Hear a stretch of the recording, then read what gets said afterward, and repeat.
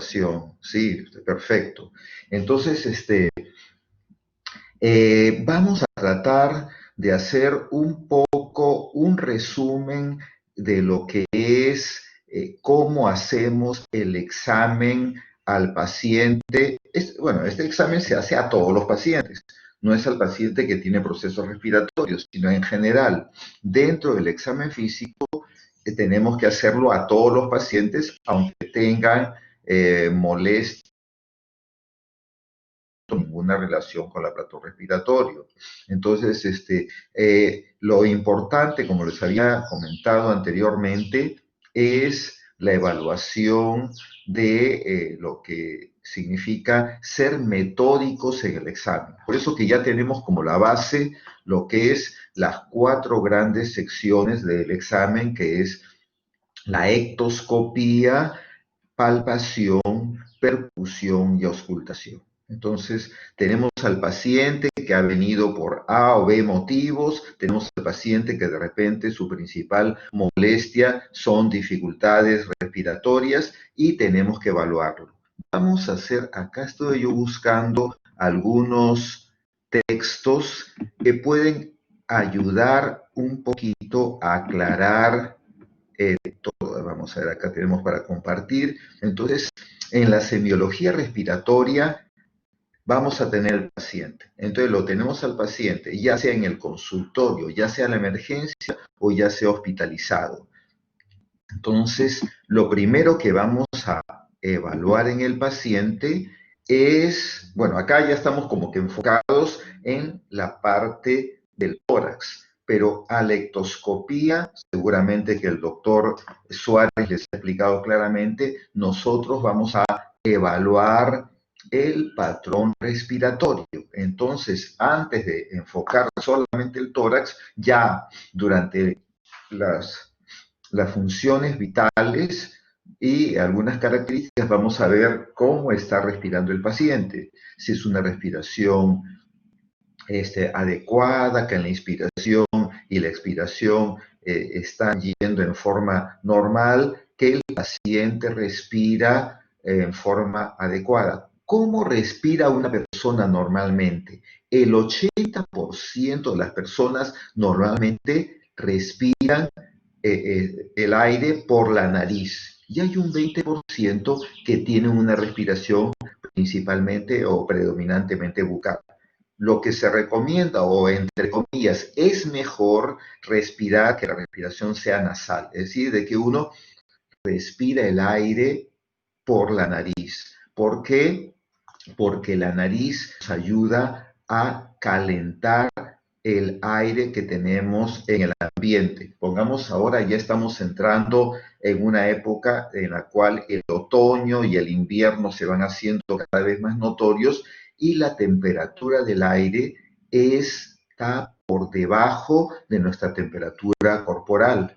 Entonces, estamos ahora en 16 grados centígrados de temperatura y nuestro cuerpo tiene 37 grados. Entonces, al respirar por la nariz, la gran vascularización que tiene la zona de las fosas nasales, ¿no?, con los cornetes, hace que, gracias a esos plexos de Metzenbaum, que a veces nos dan sorpresas y nos asustan cuando el paciente tiene epístasis. ¿Y por qué es eso de las epístasis tan frecuente? Porque hay muchos vasos sanguíneos, pero eso nos ayuda a calentar el aire, ¿no? Entonces, cuando uno respira por la nariz, ese aire se calienta y eso ayuda a que no tenga tanta facilidad para que, por ejemplo, este bendito coronavirus o cualquier virus o bacteria pueda ser como controlado y evitar su propagación. Cuando uno respira por la boca, el aire no se calienta tanto y eso puede ser un factor de ayuda o auxilio. Entonces, esas personas que tienen congestión nasal, que tienen de repente el tabique nasal desviado, tienen algún problema de dificultad para evaluar, para pasar por la nariz, van a tener un poquito más de riesgo. Entonces nosotros vamos a evaluar cómo está la congestión nasal. Vamos a ver, dejar de compartir, no sé si es que alguien ha querido preguntar algo. y escuché una voz. No hay nadie, nadie. Doctor, Sí, sí, doctor, escucho. disculpe. Sí, doctor, disculpe, una pregunta, sí, no sé si es en el tema, pero tiene que ver con respiratorio. Es una duda que tengo. Por ejemplo, cuando nosotros viajamos a la sierra, ¿por qué? Bueno, todos creo que sentimos que te falta la respiración y aparte que las fosas nasales también se secan. ¿Es por la presión? Claro, entonces, indudablemente, cuando uno sube las alturas, igualito como que dicen que el aire se enrarece, ¿no? El aire se enrarece.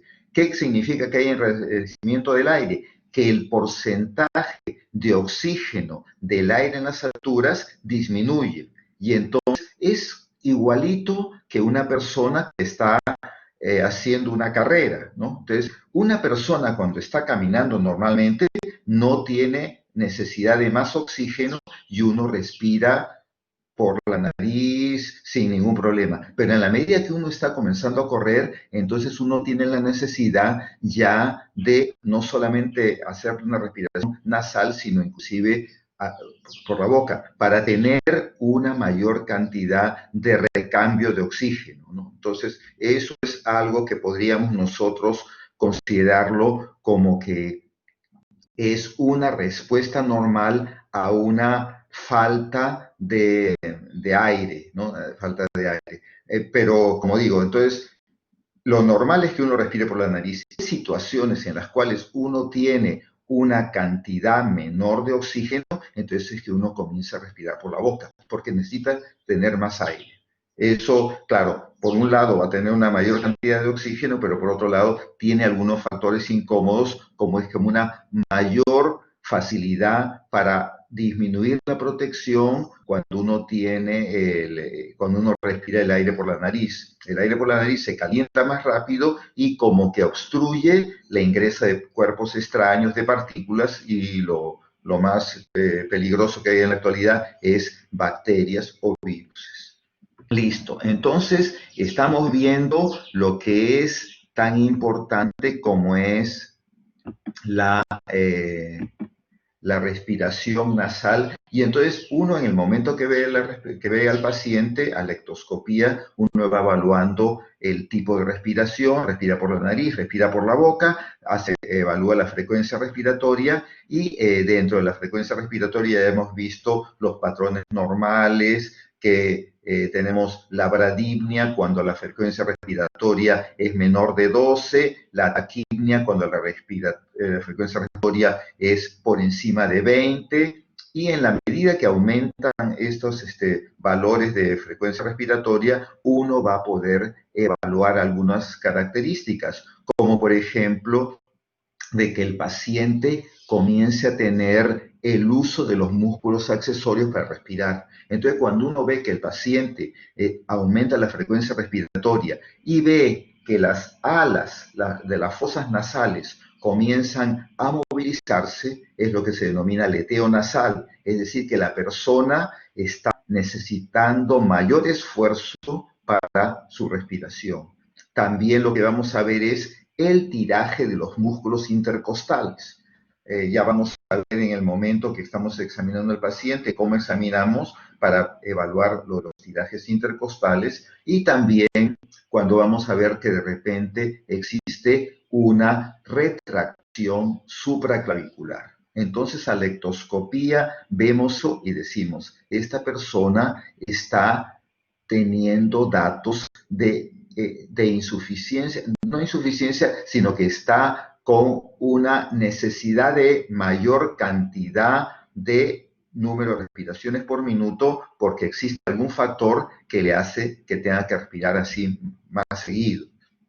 Entonces ahí vamos a evaluar. Puede ser un problema de tipo obstructivo, puede ser un problema de tipo parenquimal, puede ser un problema de un cuerpo extraño, etcétera, pero eso es lo que nosotros notamos a priori. Entonces vemos al paciente. ¿Cómo examinamos al paciente? Entonces, el paciente, lo ideal es que el paciente se examine en posición sentada. Nunca vamos a examinar el tórax en el paciente postrado en cama. Claro, Nunca es una palabra demasiado definitiva. Si el paciente no puede porque está en shock, o el paciente no puede porque no tiene ningún tipo de movilización, de repente tenemos que examinar el tórax y los pulmones con el paciente en posición de cúbito. Pero eso va a tener una alteración, porque la posición de cúbito va a hacer que exista modificaciones en la auscultación y todo el examen respiratorio. Por eso es que el examen respiratorio debe hacerse con el paciente en posición sentada.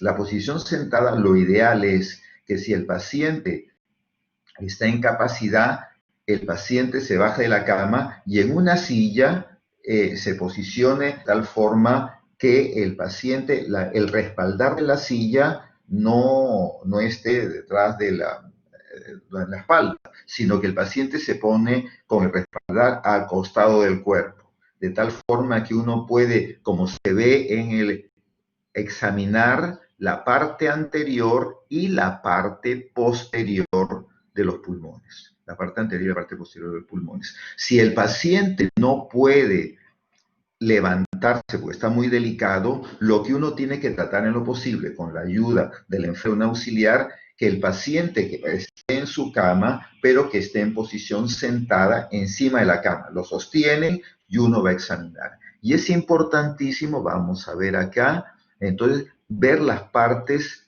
anatómicas del examen, qué cosa es lo que vamos a tener, el pulmón, hasta dónde avanza. Parte anterior y parte posterior. Vamos a ver el siguiente cuadro. Y acá este es un cuadro muy interesante. Si es que uno examina, como muchas veces, a veces uno examina a los pacientes y vamos a escuchar los pulmones y entonces uno le examina la espalda, ¿no? Y entonces uno lo que está examinando es los lóbulos derecho, superior e inferior, solamente está examinando una parte del lóbulo superior y está examinando casi todo el lóbulo inferior. Entonces, si es que este paciente, por ejemplo, tiene una neumonía a nivel del lóbulo medio del pulmón derecho, acá de repente no encuentra nada, porque acá estamos solamente examinando preferencialmente lóbulo superior izquierdo, lóbulo superior derecho, entonces el lóbulo medio está por delante y si es una lesión no muy definida, la omitimos. Igualito, si nosotros, por ejemplo, es un paciente que tiene una tuberculosis y la lesión está en la parte apical, que es donde más frecuentemente las lesiones iniciales de la tuberculosis ocurren, en las partes apicales del pulmón, si la examinamos en la parte posterior, de repente no la encontramos, porque hemos visto que la parte apical se encuentra cerca de los huesos, ¿no? Del omóplato, de esta parte superior, y uno puede confundirlo. Por eso es que el examen del paciente tiene que ser en la parte anterior y la parte posterior. Porque si uno examina solamente la parte posterior, como ven, estamos examinando muy bien los lóbulos inferiores, pero estamos dejando de examinar el lóbulo medio y examinando muy poco del lóbulo superior, ¿no? Entonces, esto es muy importante. Entonces, uno, la latencia es y peor si es que el paciente es del sexo femenino, ¿no? Entonces tenemos que existe tejido, las mamas, que hacen de que a veces el examen anterior sea un poco más incómodo. Entonces uno dice, no, mejor examinamos solamente la parte posterior. Pero aquí anatómicamente vemos claramente que al examinar solamente la parte posterior vamos a dejar de examinar. Entonces no es lo mismo examinar parte posterior y parte anterior. Entonces, no hay problema, porque lo que escuchamos de acá de atrás debe ser lo mismo que escuchamos de acá de adelante. Y se nota que claramente no. Cuando, claro, el paciente tiene un proceso muy marcado, sí, por vecindad o por extensión uno lo escucha, pero si es que es un cuadro inicial, no. Igualmente, en forma lateral, uno puede evaluar en el lado lateral derecho los diferentes zonas. Y entonces uno tiene que ver exactamente cuál es la anatomía, ¿no? Cuando están, pongamos acá, la línea basal está a nivel de la 10ª vértebra torácica y la línea basilar, es decir, hasta dónde es la extensión, llega hasta la 12ª. Es decir, que cuando el paciente, uno le dice, inspire, amplía el pulmón y esto puede llegar. Y eso también lo vamos a ver después en lo que es la percusión. Entonces son aspectos muy importantes que tenemos que tener en consideración. Esto entonces esto es en forma general. Después uno cuando hace la descripción de algún tipo de resultado, entonces uno dice, encuentro crepitantes en el emitórax derecho. Uno tiene que tener una pequeña descripción. La percepción de crepitantes a nivel del emitórax derecho a la altura de la 8ª, 5ª costilla por fuera de la línea medio clavicular o cercano a la línea medio esternal. Por eso tiene líneas anatómicas que nos ayudan a diferenciar. Entonces acá tenemos las líneas anteriores, que es la línea que cruza por la clavícula, que es una línea. Después tenemos la línea inferior, que es el reborde costal inferior, y tenemos las líneas horizontales. Y estas líneas generalmente nos van a ayudar a definir. Entonces, porque a veces estos ruidos pueden ser muy sutiles y no se puede evaluar con claridad dónde se encuentran. Por eso es importante tener estas líneas anatómicas, anteriores, posteriores, línea medio vertebral o línea vertebral, línea escapular, que es la que pasa por el medio de la escápula. Y así, y las laterales, que son más fáciles de evaluar, que es la línea axilar anterior, que está acá, en este esquema no está tan claro, pero la línea axilar anterior vendría a ser como esta línea.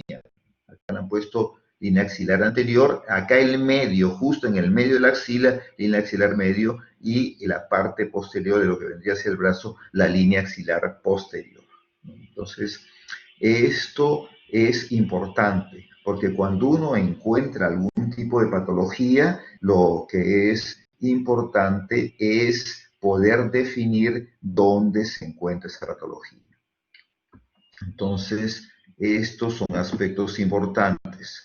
Aquí vamos a ver lo que es la percusión. Entonces, estamos haciendo la inspección, estamos haciendo lo que es la evaluación anatómica. Después de ello vendría lo que es la palpación. La palpación que el día de ayer como que debían haberlo hecho, seguramente que lo han hecho, pero volvemos a revisar la palpación, qué cosa es lo que tenemos que evaluar en la palpación. Indudablemente uno lo que evaluar en la palpación es que al palpar hay sensibilidad. Cuando uno palpa, ya uno puede evaluar si es que hay sensibilidad dolorosa a la palpación. Un aspecto importante es si hay sensibilidad y uno también con ambas manos abiertas en ambos costados del hemitórax, es decir, del lado derecho e izquierdo, hace una pequeña presión y entonces uno de repente en la palpación puede encontrar crujidos, que puede ser, por ejemplo, de la rotura de una costilla.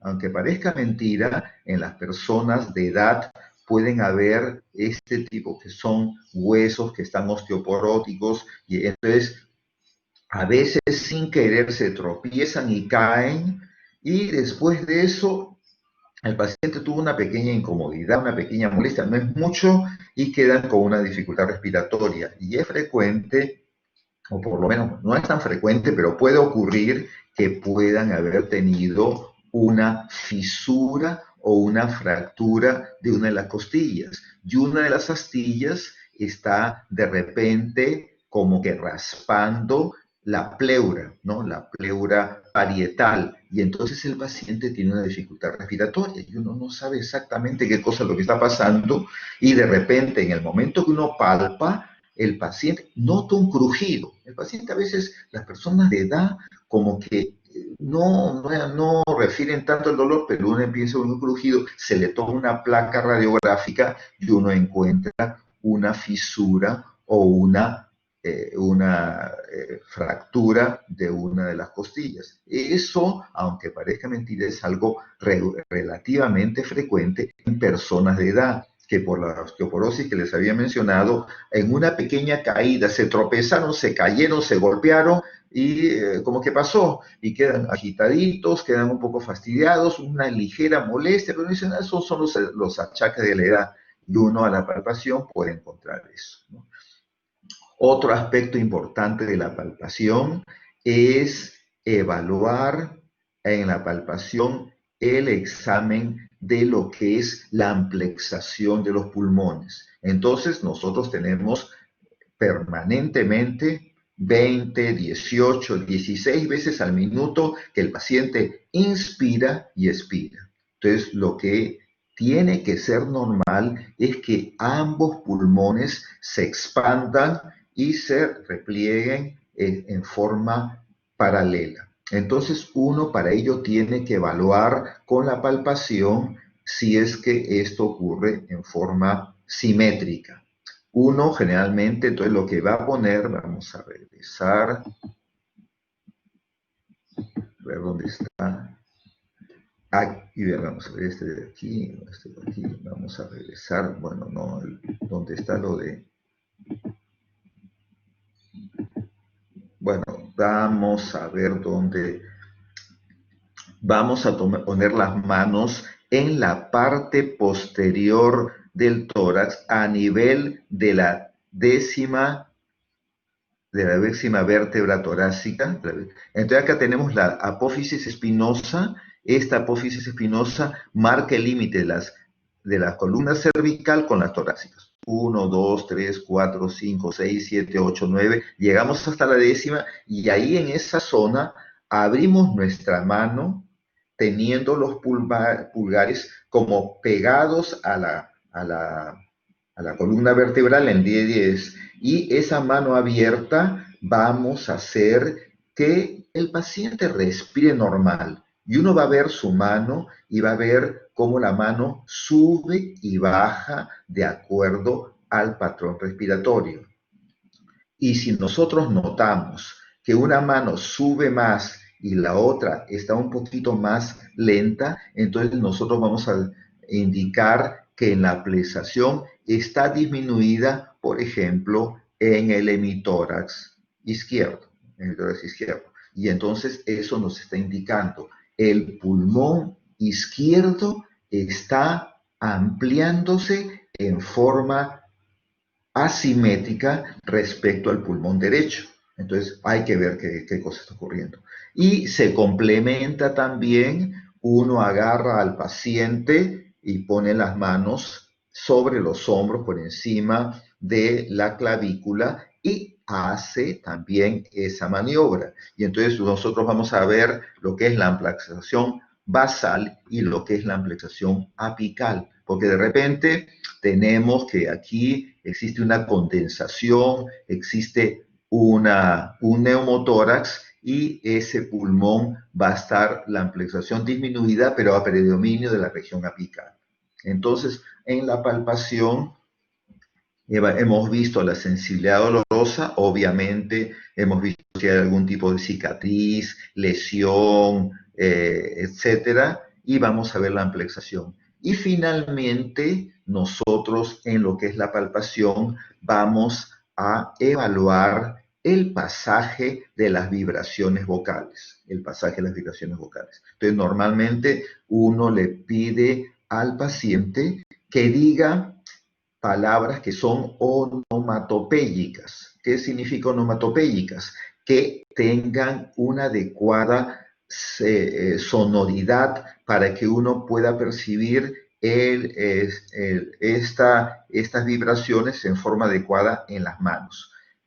Nosotros vamos a evaluar al paciente con las palmas pegadas. Realmente lo que vamos a hacer es escuchar primero con las dos manos y después evaluar una mano por el lado derecho, una mano por el lado izquierdo, en la parte anterior, en la parte posterior, y vemos si es que uno puede, el paciente dice 30, 33, 30, 33, y cómo pasan las vibraciones vocales. Entonces, las vibraciones vocales pueden pasar con una sonoridad conservada, es decir, que uno puede percibir esa vibración, obviamente está haciendo la palpación, no estamos escuchando, y eso puede percibirse en forma adecuada o puede estar disminuido.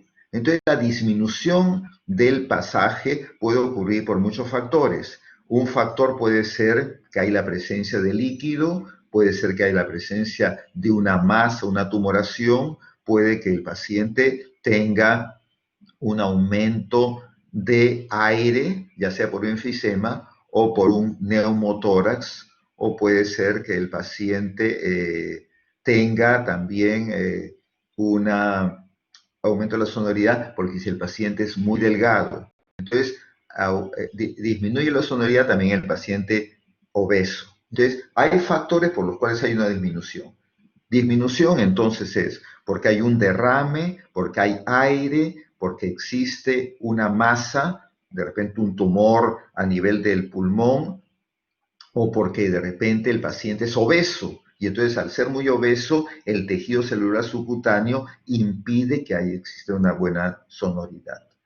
La sonoridad aumentada ocurre principalmente en aquellas neumonías en las cuales hay un foco de condensación, y ese foco de condensación hace que aumente la resonancia cuando el sonido pasa por los bronquios, y esos son los datos en los cuales hay una sonoridad aumentada, ¿no? Entonces, esto de la palpación es un aspecto importante porque vamos a evaluar dolor, vamos a evaluar cualquier tipo de lesión, si es que alteración, vamos a evaluar la excursión de los pulmones en la respiración, y finalmente también vamos a evaluar el pasaje de las vibraciones vocales.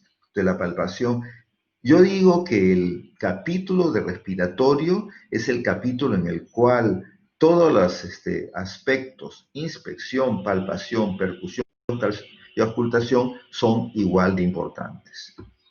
Vamos a pasar entonces a la percusión. Entonces, la percusión es uno de los aspectos en los cuales uno tiene que tener mayor cuidado en tener ese aprendizaje. Ahora que estamos haciendo todos estos tipos de cursos de tipo virtual, lo que tenemos que ver es cómo hacemos la percusión en el paciente. Entonces, para percutir tenemos que una mano, y especialmente un dedo, es el que sirve de base para la percusión. En general, uno trata de ver las zonas en las cuales no se altere la percusión. Como ven acá en estos cuadros, en la parte anterior hay una matidez que podría decir que es artificial si es que uno está percutiendo en zonas cercanas a músculos, gruesos y huesos. Entonces, si uno percute justo encima de la costilla, entonces la percusión no se va a ser adecuada. Entonces, uno va a tratar de percutir siempre en las zonas intercostales para evaluar la resonancia de los pulmones. Entonces, en las zonas de músculos, huesos, o de repente aquí donde está la matidez hepática, entonces si bien el pulmón está un poquito por detrás, cuando uno percute en la zona por debajo de la sexta costilla, entonces la matidez hepática puede ser un factor de confusión. Entonces, a la percusión nosotros tenemos que ver la matidez cardíaca, la matidez hepática como factores de contaminación, los músculos muy pegados al examen, el examen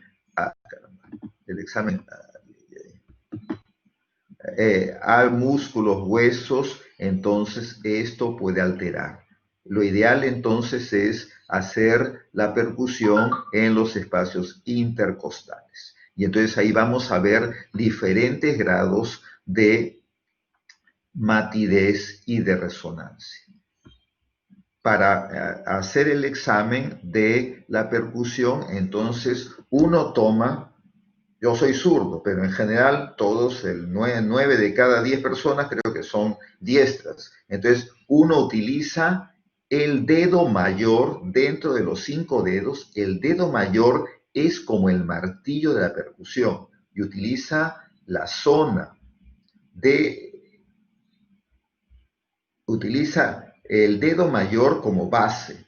Perdón, el dedo mayor es el dedo en el cual uno va a percutir y uno utiliza más bien el dedo índice como martillo. Entonces, el dedo mayor es la base que uno pone en los músculos en las zonas intercostales y uno presiona con el dedo índice o el dedo mayor también puede ser. Uno se tiene que acostumbrar. Yo me he acostumbrado más con el dedo índice, pero el dedo mayor sirve como una base. Entonces vamos a ver, acá tenemos que ordenarnos porque yo es un pequeño defecto que tengo. Yo me he acostumbrado a percutir más con el dedo índice, pero el dedo mayor es el que debe hacer la percusión. Entonces, percutimos con el dedo mayor y lo ponemos, no percutimos directamente sobre la piel del paciente, sino percutimos sobre uno de estos dedos. Entonces, dedo mayor sobre dedo mayor. Y lo importante de la percusión es que uno percute no solamente moviendo el dedo, sino es un movimiento en el cual uno inclusive hace movimientos que abarquen todo el brazo y el antebrazo. Entonces, es un martilleo. No solamente uno va a estar percutiendo con solamente el dedo, ¿no? Esos son aspectos importantes. ¿Qué problemas hay generalmente en la percusión? Que uno no ejerce la suficiente presión con el dedo colocado sobre la superficie de la piel. Entonces, el dedo que está sobre la superficie de la piel lo tiene que tener bien pegado. Después, uno no separa el dedo cuando uno utiliza el dedo como martillo, no tiene que ser el dedo muy pegado a los otros dedos, sino que tiene que estar como separado. Y entonces uno presiona sobre el dedo que está bien pegado a la pared y el dedo que utiliza como martillo está separado de los otros dedos. Y uno tiene que utilizar el dedo haciendo como movimiento desde el codo o inclusive desde el hombro y no solamente moviendo el dedo, sino no va a haber una adecuada fuerza. Esos son aspectos importantes. Entonces, estamos haciendo la percusión utilizando un dedo de base, que puede ser el dedo mayor, y el dedo percute, que también es el dedo mayor, que yo me estaba equivocando porque tengo la mala costumbre de utilizarlo el dedo índice, pero la recomendación de los libros de texto es que se utilice el dedo mayor. Y entonces uno va a percutir, y acá vamos a ver zonas en las cuales hay mayor grado de resonancia y zonas de matidez, es lo normal. Si uno percute en la zona de la espalda sobre la escápula, entonces ahí va a haber una sonoridad alterada. Entonces, los lugares ideales son las zonas intercostales en las cuales no exista ningún hueso, ni ningún músculo grueso, ni tampoco zonas de matidez visceral. Entonces, esto de la percusión son aspectos también importantes. Y entonces aquí en la percusión nosotros vamos a encontrar datos, por ejemplo, en un paciente que tiene un neumotórax, la percusión, si es aire, va a percibirse como hiperresonante.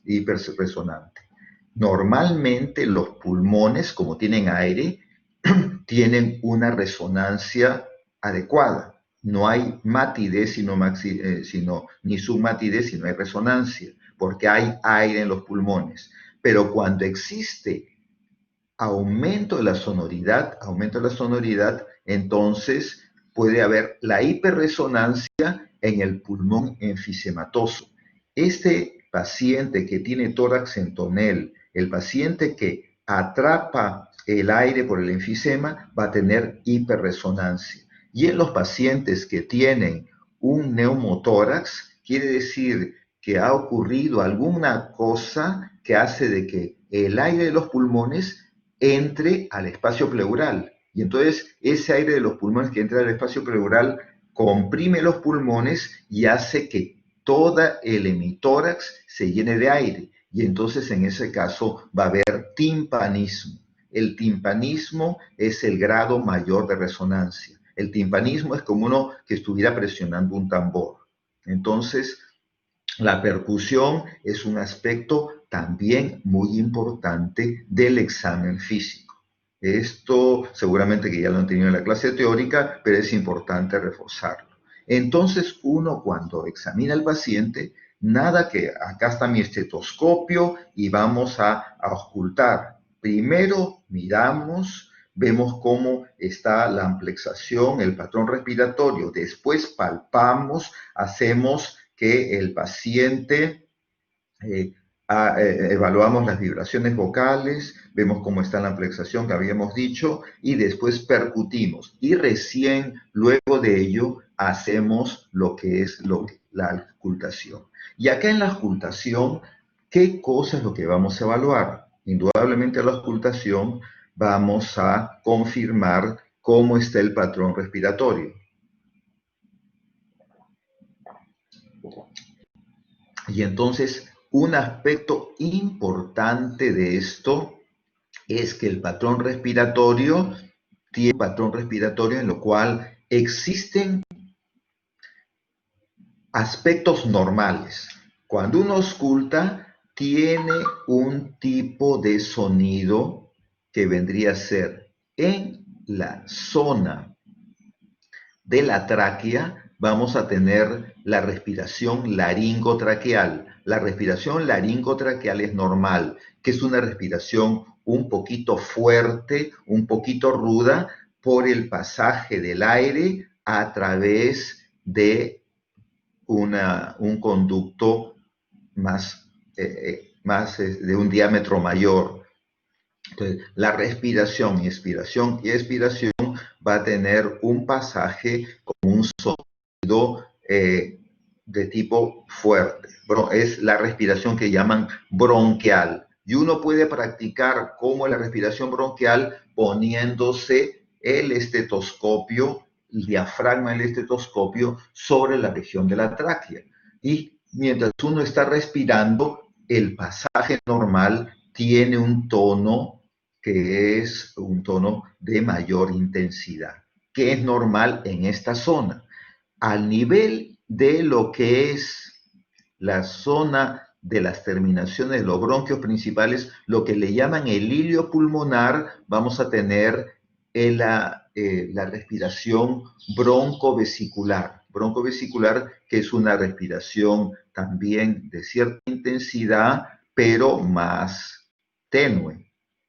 Y finalmente tenemos la respiración de tipo vesicular, que está en las zonas más periféricas. En las zonas más periféricas. Y eso es lo que llaman el murmullo vesicular. El paciente con la boca abierta, sin hacer ningún esfuerzo, respira. Y uno va a escuchar el sonido del murmullo, que es como la brisa marina o las olas del mar que se escuchan a lo lejos. Y ese es el murmullo vesicular. Y eso es lo normal que uno escucha en el paciente a la auscultación, ¿no? Entonces tenemos que ver. Ahora, si uno encuentra una respiración laringotraqueal, que es normal, pero la encuentra a nivel del hemitórax, un poco más alejado del hilio, entonces esa respiración ya vendría a ser como un estertor, un roncante, y eso ya está fuera de lo normal. Entonces, lo primero que tenemos que hacer es evaluar lo normal. ¿Y dónde se encuentra lo normal? Respiración laringotraqueal o bronquial, respiración broncovesicular y el murmullo vesicular que se encuentra en el resto.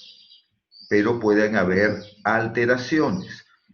Entonces, en el pulmón sano tenemos respiración bronquial, que es ruda e intensa, broncovesicular, que es una combinación de lo bronquial y vesicular en las zonas de tipo iliar y el vesicular, que es de tono bajo, similar al viento, al murmullo de las horas a lo lejos, que generalmente es en las zonas más periféricas. Y esto es lo normal. ¿Y qué cosa vamos a escuchar en el paciente que no está bien, que hay enfermedad? Entonces, a ver, vamos a ver. Aquí vamos a escuchar lo que llaman los roncantes, estos tonos roncos, que generalmente nos indican que el árbol bronquial puede estar lleno de secreciones. Entonces, el roncante nos indica que es un proceso más de tipo del árbol. Entonces, el paciente que tiene una bronquitis va a tener muy fácilmente un problema de respiración roncante, porque está afectada las ramas de la tráquea y las bronquios principales por la presencia de secreciones, la presencia de mucus, etc.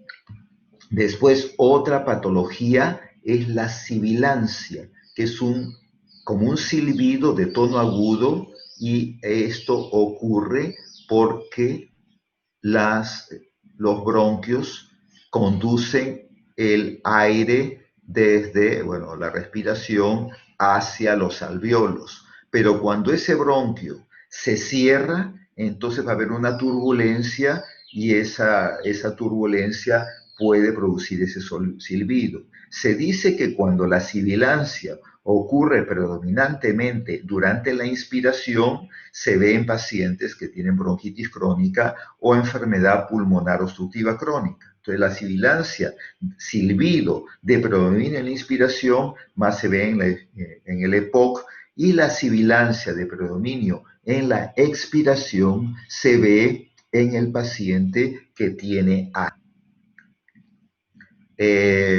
Otro tipo de patologías van a ser la presencia de crepitaciones.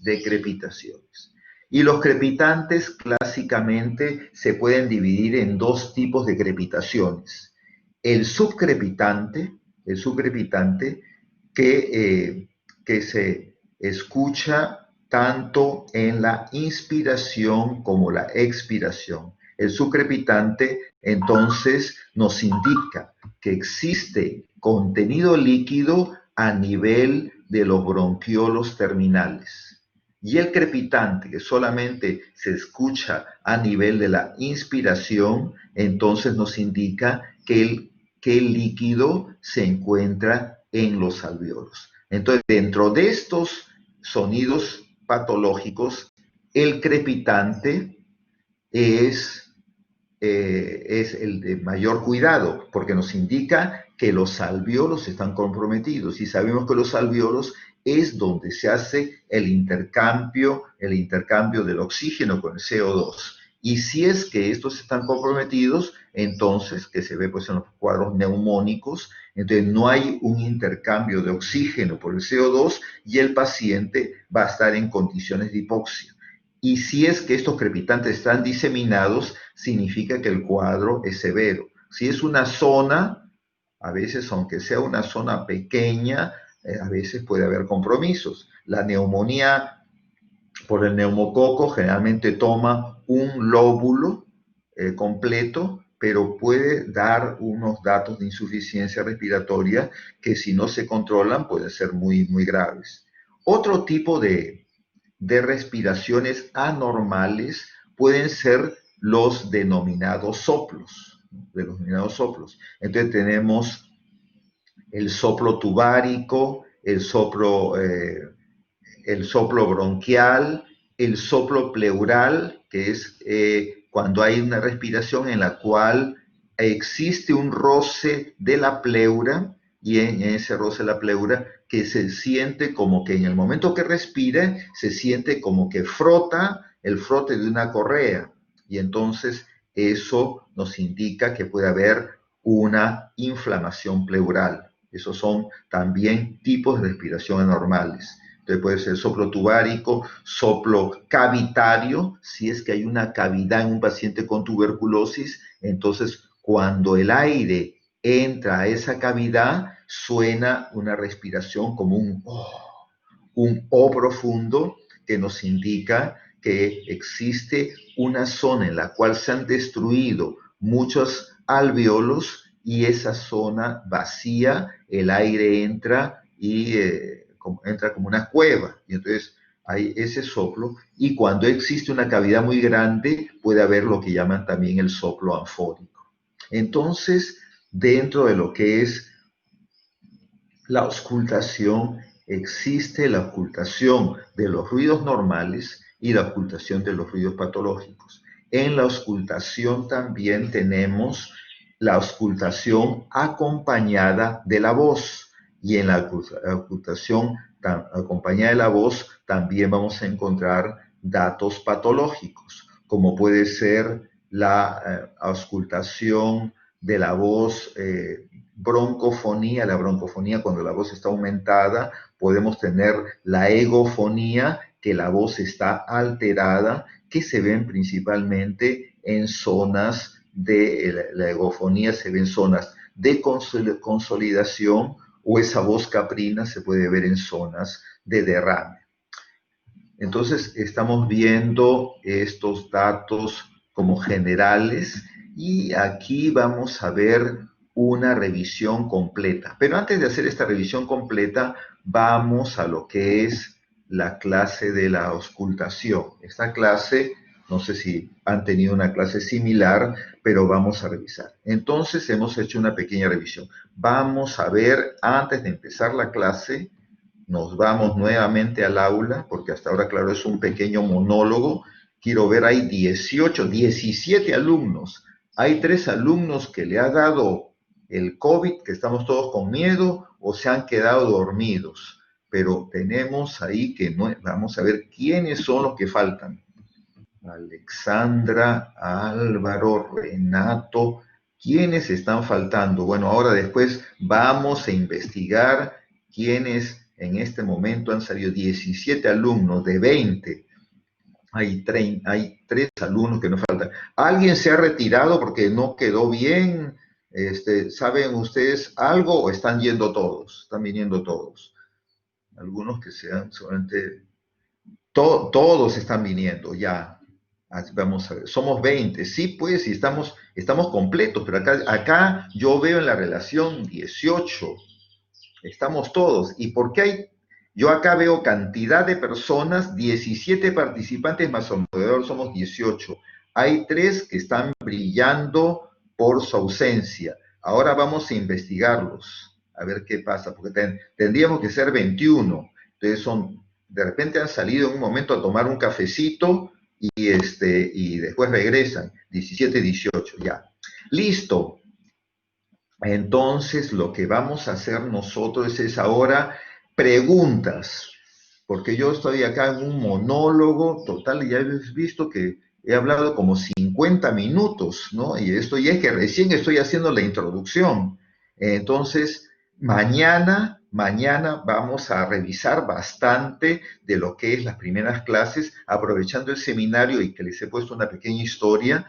Mañana revisamos un poco de eso. Pero acá lo que quiero son preguntas de todo lo que es el examen del paciente con problemas respiratorios. Es decir, a ver, diferencias entre broncofonía. Claro, entonces tenemos que la broncofonía es el tono de la voz, el tono de la voz. Entonces uno normalmente va a encontrar hipectoriloquia. Claro, el tono de la voz y la pectoriloquia, hay diferentes formas del tono de la voz en la cual pectoriloquia. Claro, sí, eso lo vamos a desarrollar en la clase teórica egofonía, que es la voz caprina, sí. Entonces, el tono de la voz, y esa es una parte que es bastante importante para poder aclarar los datos, los hallazgos, porque lo que tenemos que ver es, estamos viendo que ya crepitantes, sibilantes, roncantes, eso nos ayuda un poco. Crepitantes son los que se pueden encontrar en el paciente que tiene procesos pulmonares. Subcrepitantes, de los bronquios pequeños, sibilantes, que es espasmo de los bronquios, roncantes, que es la presencia de patología a nivel de bronquios un poquito más grandes. Y vamos a evaluar los soplos, también flote pleural, y entonces aquí la parte de la voz auscultada es importante clasificarla y aclararla, y para eso vamos a avanzar con lo que es la clase teórica. Y ahí eso lo vamos a tener muy claro. Por eso, vamos a ver, claro, la voz anfórica y la egofonía es el tono, ¿no? El tono es un tono un poquito más que llaman la voz caprina, también es un tono rudo, mientras que la voz anfórica es un tono como profundo. No sé si ustedes han visto las ánforas, son vasijas grandes, y si uno las sopla, es como que es como si fuera cuando entra en una cueva y vienen esos sonidos de aire. No sé si han ido a la cueva de las lechuzas, pero es un tono como profundo, mientras que la voz de egofonía es una voz de tipo como un tono de intensidad aumentada, como la voz de la cabra, un balido, una cosa así. Vamos a ver a la práctica para cuando me faltan las palabras, de repente las letras nos ayudan un poquito más. Volvemos aquí, volvemos a la aplicación, nos vamos a la clase de la teoría y entonces aquí vamos a tratar de aclarar. Si eso no lo aclara, entonces vamos a verlo más. Entonces, método de auscultación de arriba a abajo, luego un lado, luego el otro, comparar, se ausculta murmullo, ruidos agregados, soplo y la voz auscultada e inclusive la tos. Perfecto. Muy bien.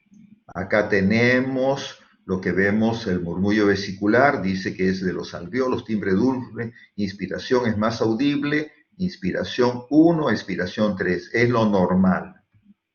Perfecto, esto de aquí ya lo hemos mencionado. La respiración bronquial es más intenso, áspero, tono elevado, expiración prolongada, tono más elevado que la inspiración, la respiración bronquial.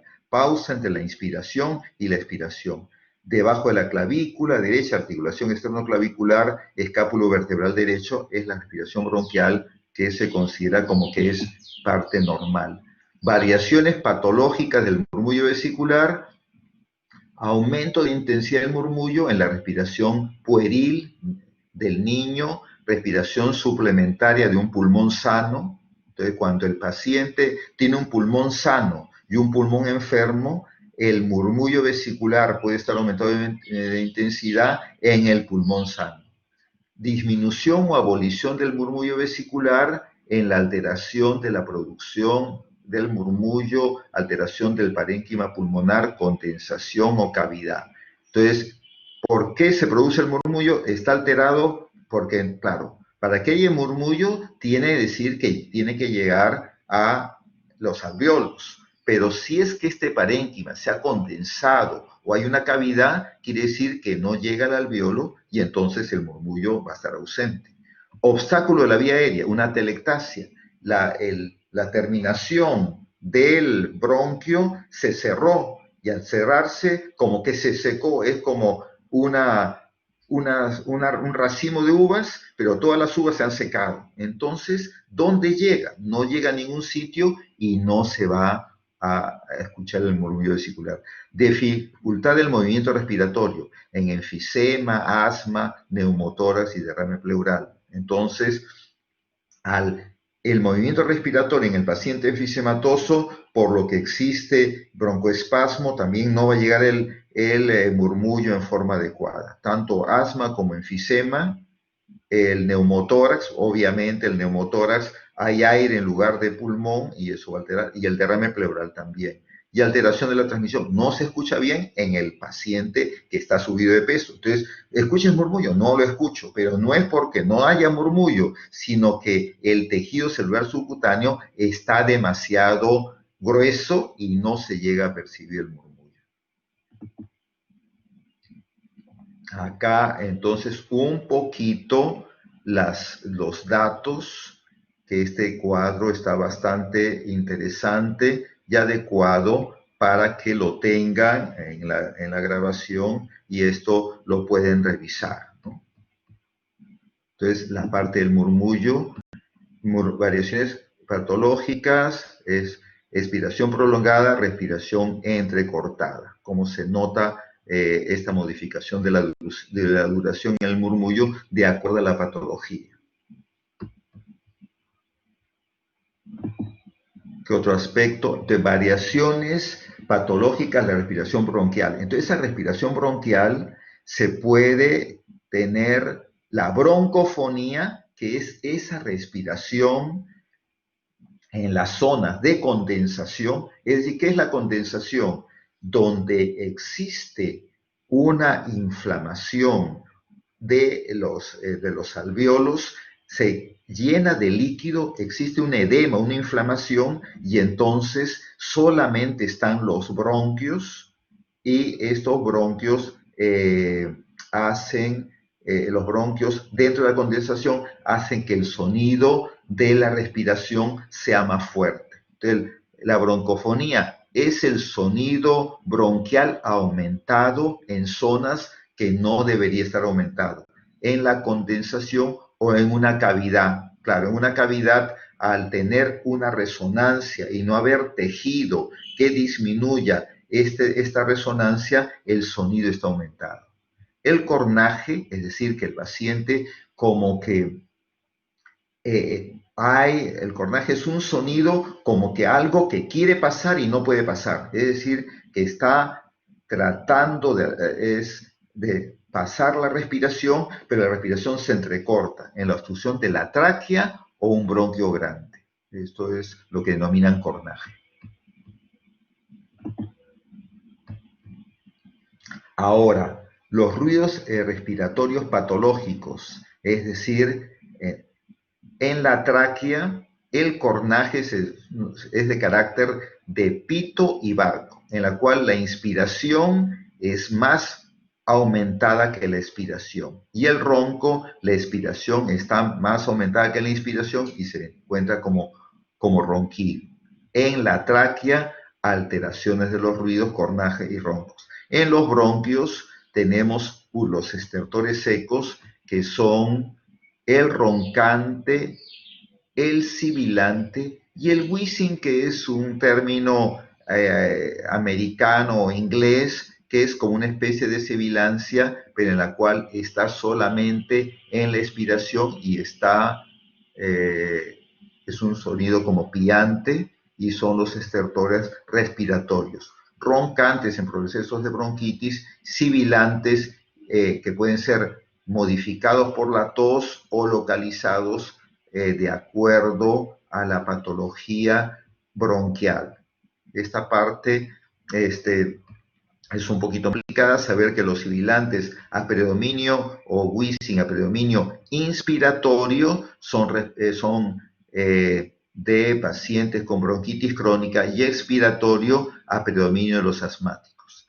En el alveolo, en la parénquima alveolar, tenemos los sucrepitantes cuando más que el alveolo son los bronquios pequeños, como un burbujeo, y la tos los modifica. Entonces, el paciente que tiene sus sucrepitantes, que tienen tanto en la inspiración como en la expiración, mientras que el crepitante solamente se encuentra en la inspiración y después desaparece. Y esto ocurre como si fuera el frote del mechón. Si ustedes se tocan los pelos y lo frotan, eso es lo que caracteriza al crepitante y no se modifica con la tos. Ese es un factor importante. Entonces, si uno escucha sucrepitante, significa que hay líquido, pero en los bronquios más pequeños, pero no compromete los alvéolos. Pero si es que no se modifica con la tos y es estas características, indica que lo que está faltando es el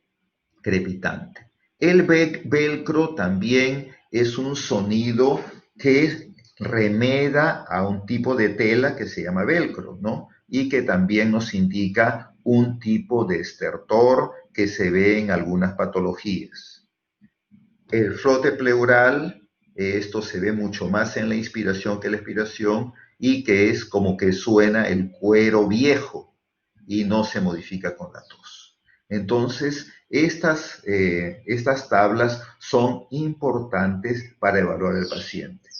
Un aspecto importante que me estaba olvidando es nosotros hacemos entonces la auscultación con el estetoscopio. Ahora los estetoscopios son casi todos de muy buena calidad, pero ¿qué estetoscopio es adecuado usar y en qué circunstancias? Generalmente el estetoscopio tiene que tener como característica que uno, la conexión que uno tiene, es decir, la bombilla o el dispositivo que uno tiene para conectar al oído, se adecue completamente al conducto, al conducto auditivo de uno. Entonces, puede ser de que a uno le han vendido un estetoscopio en el cual o queda muy como que no entra bien o que a uno se le mete mucho esta bombilla, esta parte final del estetoscopio, y eso es algo que tiene que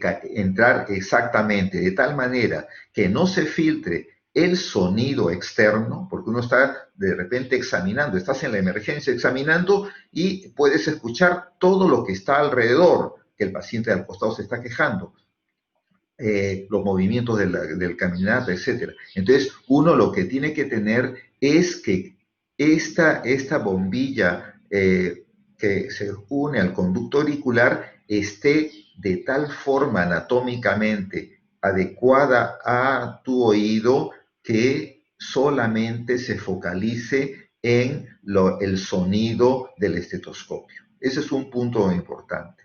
Siempre ambas conexiones, el cable de conexión tiene que tener un grosor que impida que se filtre también el sonido o se pierda el sonido.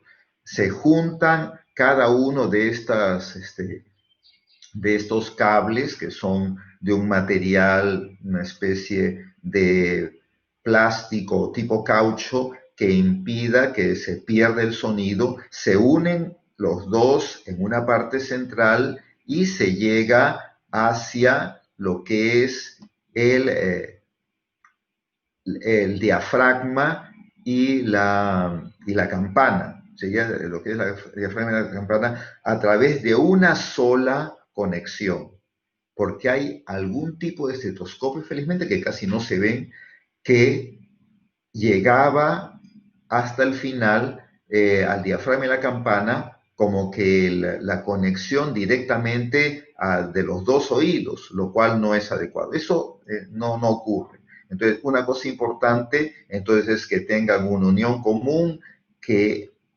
el grosor del hilo conductor sea lo suficientemente grueso para que solamente uno perciba el sonido de la región torácica que uno está examinando y no se comunique con nada. Y otro aspecto importante es que la longitud del estetoscopio sea de unos 65 centímetros. Ahora, como están las cosas que piden que uno esté separado de 1 metro, obviamente esto como que no cumpliría. Pero también, si es que la longitud del estetoscopio, del cable, desde que está el oído hasta la campana o el diafragma, está por encima de 65 centímetros, se va a perder un poco la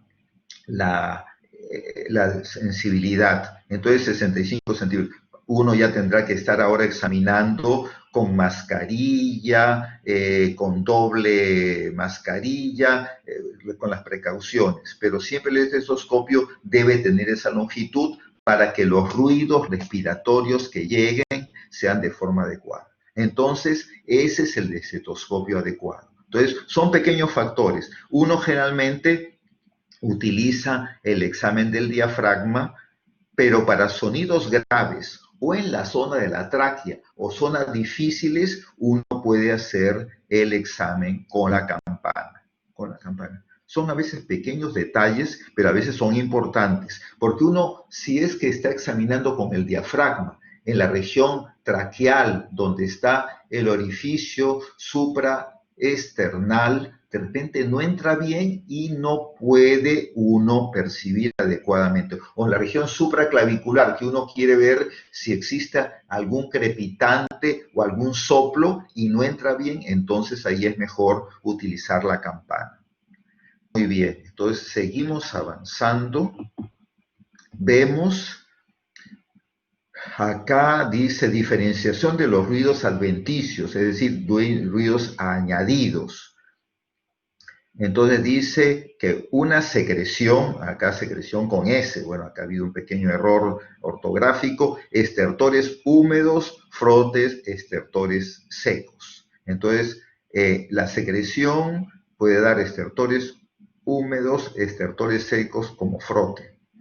Varía con la tos, aumenta o disminuye, no se modifica con la tos. Entonces, son características que uno tiene que evaluar. ¿No? En los estertores, cuando estertores son húmedos, aumentan o disminuyen, fase inspiratoria predomina en la inspiración, expiración, distancias son distantes, afectación difuso bilateral, presión estetoscopio no varían, palpación no palpa, palpación frémito. Eso es lo que es frotes y lo que son estertores. Quiere decir que el estertor es el que modifica la respiración. El frote es el que no se modifican con la respiración en la tos. Este dato, esta tabla, creo que está un poquito complicada, mejor no la tomen en consideración y la podemos revisar posteriormente.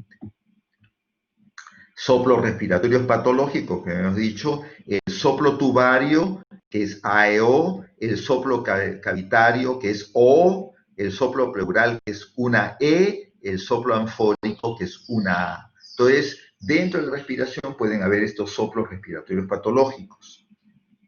Acá tenemos ritmo, inspiración, expiración, intenso y resonante, elevado, timbre rudo, causa condensación. Cavitario causa cavitación, pleural, pleural, esto de acá. Y el anfónico, pleural o cavitario. Se modifica con la voz, el soplo tubárico no, el soplo pleural sí se modifica con la voz. La voz auscultada. Entonces, cuando nosotros le decimos al paciente que diga 33, en el soplo tubárico vamos a encontrar que existe una broncofonía, que la voz está aumentada, o que existe una pectoriloquia áfona. Es decir, el tono de la voz se hace más claro, cuando uno lo hace con la voz cuchicheada. El cavitario, vamos a ver el cavitario, condición, esto que sea una condensación mayor a 2 centímetros. Entonces, para que exista un soplo tubárico, no ocurre en todas las condensaciones, sino que tiene que ser una condensación mayor a 2 centímetros y que exista un bronquio permeable de 3 milímetros. Entonces, para que ocurra un soplo tubárico, la condensación, el cuadro neumónico tiene que ser mayor a 2 centímetros y exista un bronquio, porque de repente la condensación también ha afectado al bronquio y el bronquio está cerrado. Entonces no va a haber el soplo tubárico. Y estos son los datos importantes. Entonces, en esta tabla como que explica bastante mejor las características y cómo está la voz auscultada. El soplo cavitario, que indica pues una oquedad, ¿no? Se va a ver también una broncofonía porque aumento del tono y también una pectoriloquia áfona, que es como la voz cuchicheada, que aumenta, que es voz clara. Normalmente cuando uno le dice 30, 33, el paciente se escucha la voz, pero la voz no es nítida. En cambio, los soplos tubárico y cavitario, uno escucha la voz clarita. Y esa es la pectoriloquia. Y áfona significa que la voz muy pequeñita, la voz cuchicheada. Diga 30, 33, así despacito, y uno lo escucha claramente. Y para esto tiene que ser una cavidad de más de 4 centímetros y el bronquio permeable por lo menos a 2 centímetros de la cavidad. y que no tenga líquido. Si es una cavidad con líquido, no se va a encontrar. Estos datos son bien interesantes y bastante adecuados para la semiología, para ver, entonces uno dice, pero ¿por qué en las cavidades hay unas que sí va a haber el soplo cavitario y en otras no? Pero si la cavidad tiene líquido, como ocurre en muchas cavidades, que puede tener un poco de secreción líquido, de repente el soplo no se va a encontrar. El frote pleural que se ve por... Entonces, es una cosa importante saber que este soplo de frote pleural se va a encontrar en pacientes que tienen enfermedad pleural, pero no tienen derrame pleural, porque para que exista el soplo pleural, tiene que haber contacto de la pleura parietal con la pleura visceral. La pleura parietal es la que está, entre comillas, pegada a la pared ya torácica, mientras que la pleura visceral es la que está pegada al pulmón. Entonces, puede ocurrir, entonces, una cosa importante para que haya frote pleural es que no haya derrame, o que este frote ocurra por encima del derrame. En un derrame pleural pequeño, entonces la parte baja no va a haber, donde está el contenido de líquido, no va a haber flote, pero por encima del contenido de líquido, de repente puede haber flote pleural. Entonces hay una alteración, colección voluminosa. Y el soplo anfórico es para una cavidad de más de 6 centímetros y un bronquio permeable de 2 centímetros, sin líquido, bronquio de 3 centímetros tenso y la pared también dice, parece que fuera tensa, algo así. Perfecto. Esto aquí vemos zonas entonces de derrame pleural. Acá tenemos el líquido y disminución. Acá tenemos la zona de condensación en la cual puede haber broncofonía. Entonces, explicación cómo ocurren estos soplos añadidos. Característica e identificación de los ruidos respiratorios normales. Entonces, murmullo vesicular, poner la boca como para anunciar la consonante F o B y aspirar aire. A ver, F o B y aspirar aire. Eso es el murmullo vesicular. Entonces, momento de la respiración e inspiración. Área de representación y ocultación a la altura del segundo espacio intercostal izquierdo, región axilar, escápulo vertebral. Generalmente se escucha mejor en las zonas más periféricas de los pulmones, porque es ahí donde se encuentran las partes más distales del árbol bronquial. La respiración bronquial, poner la boca para pronunciarlo como la consonante G y aspirar aire. Y ahí está como la respiración bronquial. Y se ocurre la inspiración con la expiración. El lugar para examinar es la tráquea y no en la pared del tórax. La respiración bronquial, que son ruidos respiratorios normales.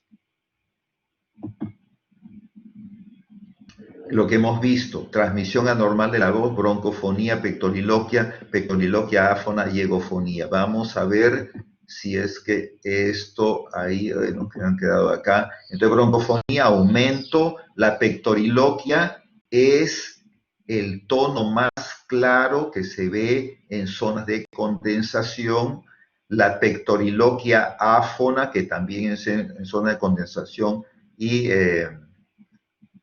condensación y líquido, y la egofonía, que es la voz caprina, que se ve en una condensación o se puede ver en zonas por encima de un derrame. Es la transmisión anormal de la voz.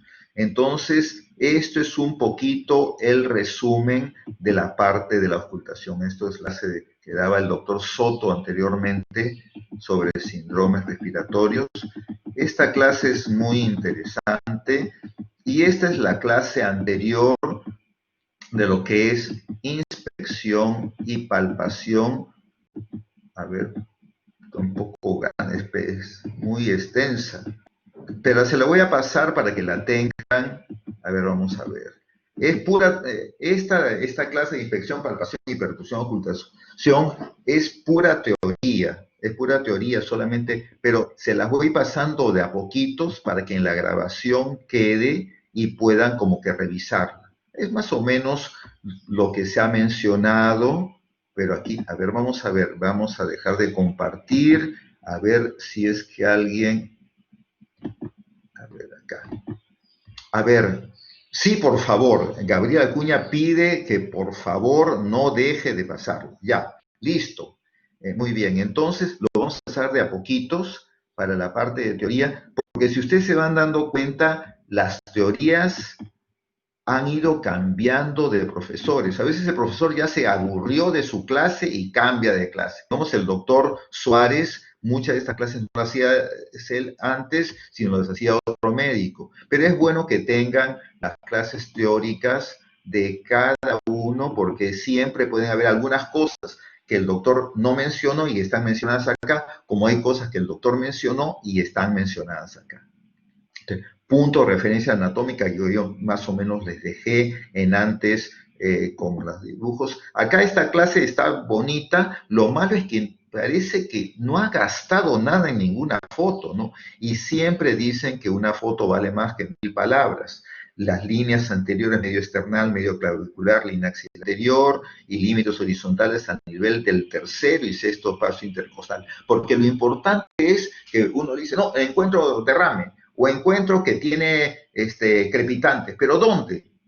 Encuentra crepitantes, tú andas a buscarlos. No, no es cuestión de que uno lo encuentra y que el otro vaya a buscarlo, sino que uno tiene que indicarlo. Y a veces lo que tiene el paciente el día 1 ya no lo tiene el día 3, porque el paciente comienza el tratamiento. Y entonces el paciente tenía, por ejemplo, una neumonía, pero en la medida que le pusieron penicilina y el paciente ha mejorado, el patrón puede haber cambiado. Pero es importante que uno defina dónde lo encontró.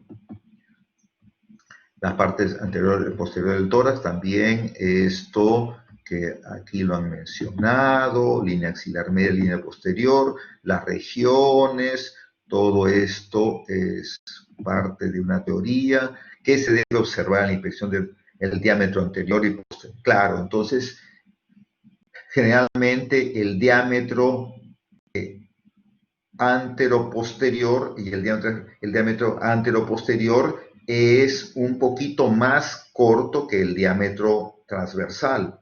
Y en el paciente que tiene el tórax en tonel, el diámetro anteroposterior y transversal son iguales, ¿no? Por eso está redondo, ¿no? La dirección de las costillas, el ángulo subcostal, la simetría, la forma, el abovedamiento, las retracciones, que hay formas que son adquiridas. Entonces el paciente con un tórax de tonel enfisematoso es algo que ha adquirido con el tiempo, mientras que el tórax de pichón, el tórax de quilla, es algo que viene con el paciente a veces de nacimiento y que no necesariamente indica alteraciones. Ver los movimientos respiratorios, frecuencia, profundidad, expansión del tórax, ritmo, tipo respiratorio, etcétera, que esto es importante porque, como les había mencionado, uno tiene que tener una secuencia y así no se le pasan las cosas. Es decir, como la receta de cocina, uno tiene que ir viendo todos los datos. Si uno se pasa y no pone, me faltó la sal, me faltó la pimienta, y entonces tiene un sabor inadecuado, ¿no? Entonces, eso es importante. Acá las partes de inspección, conformación torácica.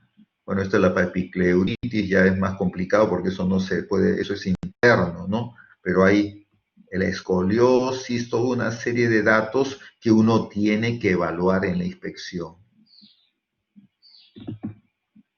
Los hallazgos congénitos son el tórax plano, cifoescoliosis, petum excavado, petum cavinato, tórax piramidal, tórax filiforme, características que son congénitas y que no necesitan patología necesariamente, pero el tórax entonal, el tórax raquitismo, los nódulos raquíticos y tórax aplanados también sí pueden ser adquiridos, ¿no? Entonces eso es importante, que no todo lo que se encuentra en el tórax necesita que sea consecuencia de algo patológico.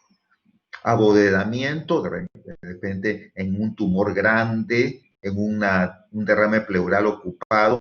Para que haya abovedamiento generalmente tiene que haber sido eh, bueno, acá dice algo masivo o que haya tenido cierto tiempo para que ocurre esto, o una retracción en una paquipleuritis. ¿Qué significa paquipleuritis? Paqui como el paquidermo, es decir, que tiene aumento del grosor, y la pleura, entonces se retrae porque la pleura se engrosó, y esa pleura que normalmente rodea al pulmón hace que al engrosarse el pulmón no se extienda, y entonces ese lado del pulmón comienza como a achicarse y se retrae. O una telectasia masiva también. Si el pulmón como que se secó, entonces también puede ocurrir esto. La localización también, si es que tenemos una cardiomegalia, entonces en la región precordial, porque estamos viendo el tórax, claro, acá al corazón no le hemos hecho ningún caso, pero en el momento que ustedes hagan el examen del tórax, uno va a poder evaluar en ese momento automáticamente si hay latido del corazón, si hay el precordio está aumentado, está ensanchado, eso también vamos a ver, el tejido, los huesos, como hemos visto, si de repente el paciente tuvo un accidente, de repente tiene un callo, las costillas que pueden haberse fracturado, pueden tener una alteración del patrón torácico. Si el paciente tiene una cifosis, también, es decir, una jiba, también eso altera el tórax. Retracciones, lobectomía, se da con una tremenda cicatriz y el pulmón, el hemitórax derecho totalmente alterado, ¿no? Estos son datos importantes. La frecuencia, ver causas de taquimia, obviamente fiebre, anemia, uremia, lesión del sistema nervioso, hibradimia, tumores cerebrales, opiáceos y medicamentos tipo fenobarbital, ¿no? Entonces, en los cuales puede ocurrir esta disminución de la frecuencia respiratoria. La profundidad aumentada, que hemos visto estos datos, y disminuida por una serie de enfermedades pulmonares o restricción de los movimientos de las costillas, excepto disminución en la telectasia. Ritmo respiratorio, que eso ya lo deben haber repetido varias veces, tipo respiración al predominio torácico, cuando generalmente hay respiración al predominio torácico en pacientes con dolor abdominal, al predominio abdominal cuando hay un dolor torácico intenso, una serie de datos del tipo de... Entonces uno ve que el paciente respira, pero más se amplía el tórax y el abdomen, que también se modifica con la respiración, disminuye. Entonces eso ya nos ayuda a ver algunas características diferenciales. Agudamiento expiratorio, retracción inspiratoria, toda una serie de datos que claro, acá lo ideal sería que tenga sus figuritas, pero ha estado solamente con datos escritos. Entonces la palpación, vamos a ver, como hemos visto, la expansión torácica en la plexación, las vibraciones volcales, alteraciones de la piel, tejido celular, subcutáneo, osteomiarticular, la sensibilidad y la resistencia del tórax. En la palpación son lo que tenemos que ir evaluando. Puede haber entonces amplexación torácica disminuida, bilateral o unilateral. Cuando es lateral, pensar en derrame, neumotórax atelectalia. Cuando es bilateral, enfermedades broncopulmonares como generales, pleura, asma, enfisema, fibrosis. Y restricción de la movilidad torácica en dolor torácico, espondilitis, anquilosante, esclerodermia, polimiositis, ¿no? Entonces, todos esos datos. La percusión nos ayuda a determinar aire, líquido, sólido. La percusión es un dato importante porque nos ayuda a determinar algunas cosas. El examen clínico de los pulmones es, como digo, el examen en el cual inspección, pasión, percusión y ocultación, todos tienen mucha importancia. Sonoridad normal se produce al percutir el tórax, cuyo contenido es tejido pulmonar normal. La localización representativa es el área infraclavicular. Hipersonoridad es cuando existe asma, enfisema, hay neumotórax. Y disminución de la sonoridad es cuando hay condensación. Nitidez, claro, zonas de estructuras macizas, músculos, huesos o, o problemas de condensación. Timpánico, el espacios con aire como el espacio de Traube. Tarea para mañana, ese espacio de Traube, ¿qué cosa es? Espacio de Traube. Y Traube creo que es un señor, así que es con mayúscula, es un doctor de esos que se miraban cosas y al percutir notó que esa zona tenía timpanismo. Eso es como tarea para mañana. Las estructuras se pueden limitar por percusión. Claro, esto generalmente no puede, uno en la percusión no puede escuchar, hacerlo todo, porque hay zonas en las cuales el músculo, los huesos también van a alterar y siempre va a quedar la duda. Pero hay zonas, pero ayuda, ¿no? Y entonces tenemos como la matidez, condensación, actualización, masas y presencia de líquido, derrame y masas. Aquí uno ya se puede dar cuenta que si hay aumento de la sonoridad y matidez, la condensación ya nos ayuda al diagnóstico, porque el derrame pleural y masas eran diferentes, así que eso como que nos ayuda a diferenciar. Submatidez, consolidación poco profunda en el pulmón y consolidación. Algunos datos adicionales. Hipersonoridad en el asma, en el enfisema, en el neumotórax. Y timpanismo en el neumotórax atención. Es un poco lo que es perfecto. Entonces, eso es un poco lo que queríamos ahora revisar. Ha sido, así parece muy rápido, se ha pasado 1 hora y media, yo pienso que es suficiente. Hay 20 alumnos, han llegado, hay un alumno que sí faltó. Muy bien, Paola, espero que esto les haya gustado. Mañana hacemos entonces el seminario sobre hemoptisis y el seminario de hemoptisis, ahí ya les he dado una historia que todos tienen que ir revisándola. La historia, será bueno que se la pasen todos. Hemos descansado un poco de hacerles tarea. Vamos a ver si el fin de semana les hacemos algunas tareas porque tienen que estar preparados para el examen, porque este examen seguramente va a ser más difícil. El examen de respiratorio siempre es más complicadito. Por un lado están los profesores que no saben manejar eso de hacer las preguntas a través del examen, pero lo importante es que más que aprobar tenemos que aprender. Esa es la clave. Aprobar es importante, pero más importante es aprender. Y es importante ahora porque sabemos que el ser buen médico también nos ayuda a todos a hacer un tratamiento adecuado y a poder hacer una atención mejor. Hasta luego, hasta mañana. Entonces mañana a las 9 de la mañana igualito, los sábados de 9 a 11, 11 y media estamos en la reunión. Hasta mañana, nos vemos. Voy a terminar la grabación. A ver, acá cerrar la sesión, detener la grabación,